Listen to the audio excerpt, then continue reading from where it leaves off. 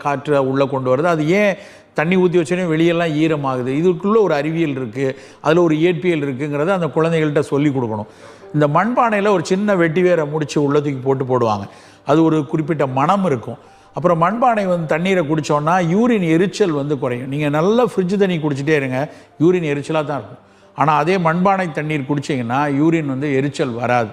பல கனிமங்களினுடைய மிக முக்கிய கூறுகள் எல்லாம் அந்த தண்ணியில் இருக்கும். ஏன்னா மண்ணில் இருக்கக்கூடிய கனிமங்களில் இருந்து இவையெல்லாம் அதுக்குள்ளே ரொம்ப துளியாக நானோ லெவலில் பிக்கா லெவலில் இருக்கும்போது அது ஏதோ வகையில் நமக்கான ஒரு நற்பலனை கொடுக்கத்தான் செய்யும். இன்றைக்கி அது பெருகி வருது. இப்போ மக்கள்கிட்ட, நகர்ப்புற மக்கள்லாம் ஒரு ஃபேஷனுக்காவது வாங்கி யூஸ் பண்ண ஆரம்பிச்சிருக்காங்க.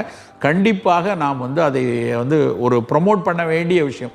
அது மூலமாக நம்முடைய ஒரு வரலாறும் வாழ்வியலும் வேற செம்மைப்படுது. ஒரு மண்பானைங்கிறது ஒரு 3000 வருஷ கூறு. கீழடியிலையும் மண்பானையை தோண்டி எடுத்து காட்டுறாங்க.